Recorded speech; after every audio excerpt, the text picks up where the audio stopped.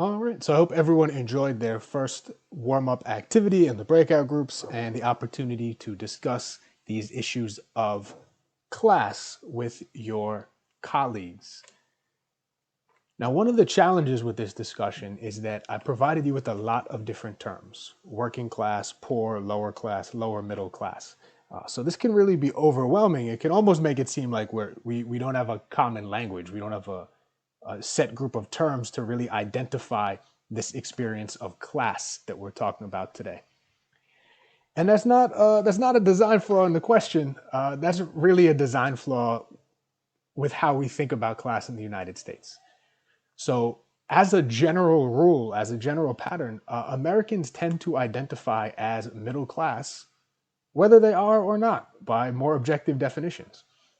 In this 2017 Gallup poll, which is just the most recent example of this phenomenon, the majority of people, 58%, identified as middle or upper middle class, and comparatively, just 38% as working or lower class.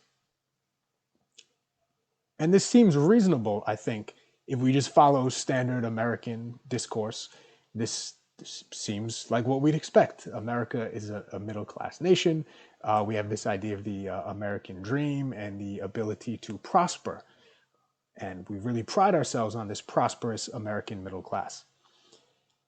But it's not really the reality. At least it's not the reality if we use the same type of definitions of class as scholars use and as most other nations use.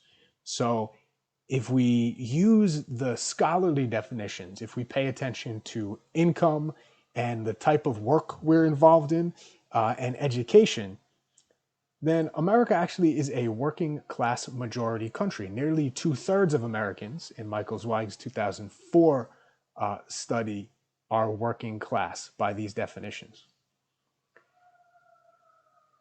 But if we don't think we're working class, if we don't identify as working class or working people, if we don't identify with labor as our friends in Britain might, then the way we approach class is going to be very different. And I think a great example of this is the proliferation of terms we have. So I've picked just three here because I think these are the terms that we encounter most often in higher ed. So if we're looking at community college students and we're trying to identify their class background, we're likely to use these three terms: low income, working class, or first gen. Low income deals strictly with income. It's often measured via a student's Pell Grant status because the Pell Grant is pegged directly to the federal poverty line. So if a student receives the Pell Grant, then they are, by definition, a low income student. We also use the term working class. This is a little more amorphous because this is really measuring class as a cultural or social identity. If you identify as working class, you identify with that cultural constellation. And this can vary tremendously in different parts of the country. So it can vary geographically, racially, ethnically. It can vary in terms of gender and also language. So this is a much more complex term, and it's one we often don't tend to use. I think if you went to your college's institutional research department and you said, hey, how many working class students do we have? They probably would not be able to answer you in that term. This is not something we've asked students typically. So then we have a third way to get at this. We look at first gen students. A first gen college student is quite simply someone whose parents do not have a 4-year degree in the United States. And there's a long qualifier there: 4-year degree in the United States. So if you have a student, or if you yourself have a parent who attained a 2-year degree, you would still be a first gen college student. If you have a parent who attended and graduated from college in another country, and typically a non-Anglo-American country, so Canada, the UK are considered essentially equivalent to our education system. So we probably would not consider someone whose parents graduated from, say, McGill to be a first gen college student. But if someone's parents graduated from an equivalent university in Vietnam or Cameroon, we'd consider them a first generation college student.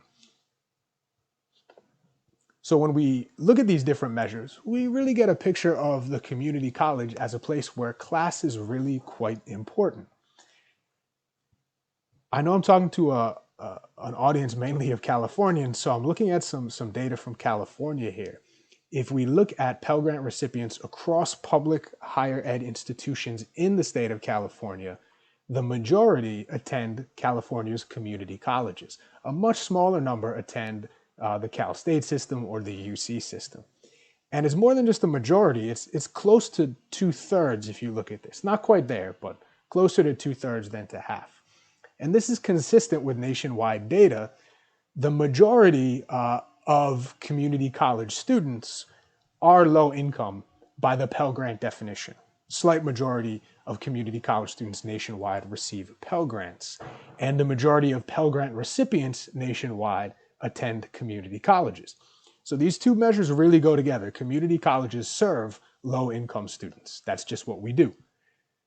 If we look at the first-gen student measure, which maybe captures some students who might not be low income, but might not have a lot of experience with higher education, we get a slightly different picture.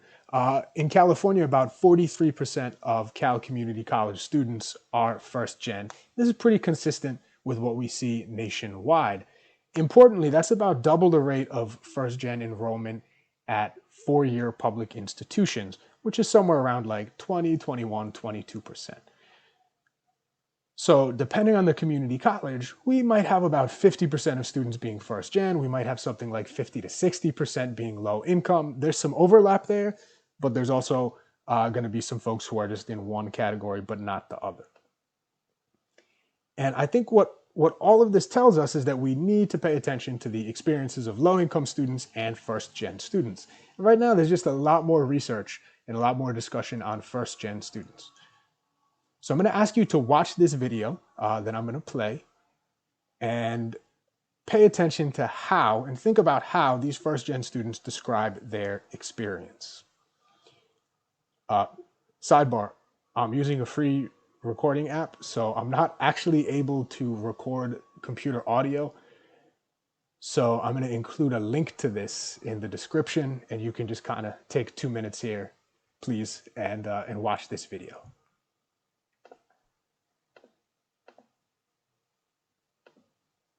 All right.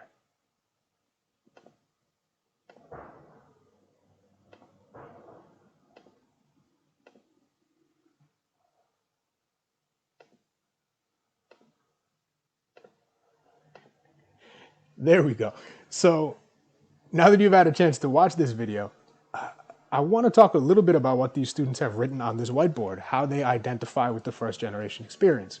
So they use terms like being a fighter, a survivor, learning to become resilient, being a pioneer. They use the word strength, fuerte.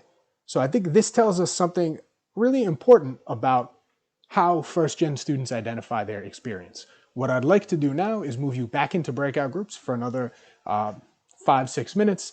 And I'd like you in your groups to discuss these 3 questions. So first, what did you notice about the experiences these students reported? Do these resonate with your own experiences personally or professionally as a faculty member, a staff member, an administrator? And do you think that your students, our students, would report similar experiences? All right, great. I hope that breakout session was productive and helpful. So I want to talk a little bit about what our next step is in terms of data and research and how things feel for first gen and low income students. To be really succinct, our college system does not serve them well right now. So about half of students from high poverty schools end up enrolling in college right after they graduate. That's compared to 80% of students from low poverty schools. And that's a problem because we know if the 4-year degree is the target, and economically we know the 4-year degree is important for success, for economic success and stability, then we really want students to be making that jump immediately into college. And that doesn't happen for a lot of low-income students. Even once those students get into college, though, they're not as successful as middle and high-income students. Only about 14% of low-income high school grads complete a 4-year degree after 8 years. So double the expected time, and 50% more time than the federal government allows for these kind of considerations. That's less than half the rate of middle income grads. And even if we look just at the highest performing low income students, we still see a big gap.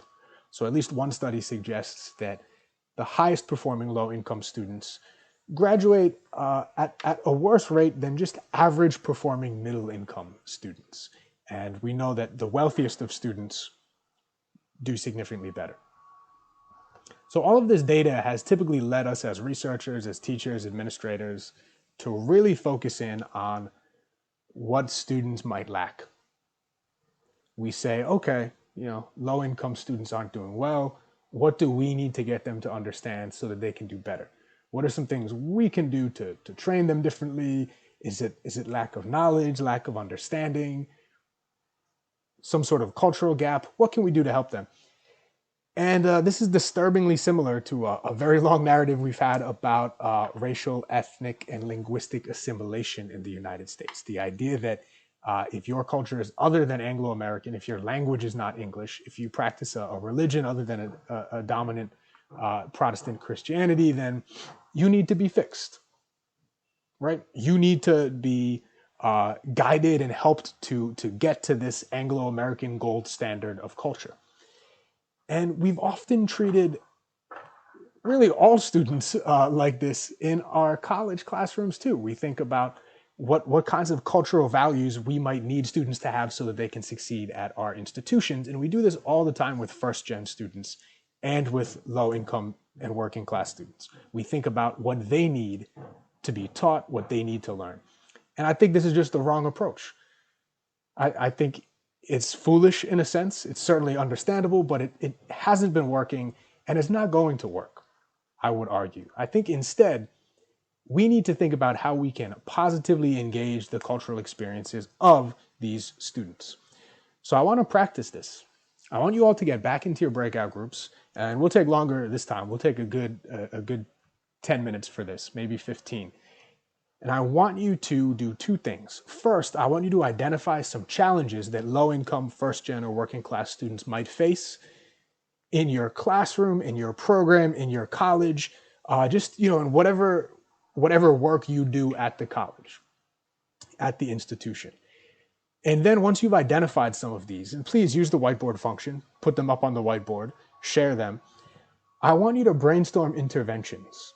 But instead of doing the thing that we'd normally do and say, okay, if students aren't getting this, if they're not able to overcome this barrier, what kind of training can we provide them? How can we give them different information? How can we get them to change so that they will overcome this barrier?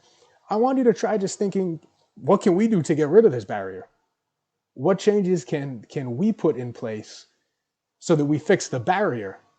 We address the challenge rather than trying to fix the student.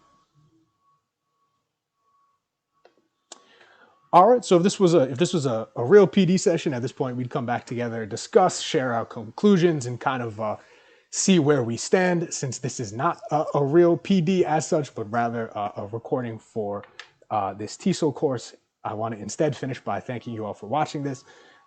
This is a topic that fascinates me and is really important to me professionally and personally. So I appreciate you all taking this 14, 15 minutes to watch this video and to engage with some of these ideas.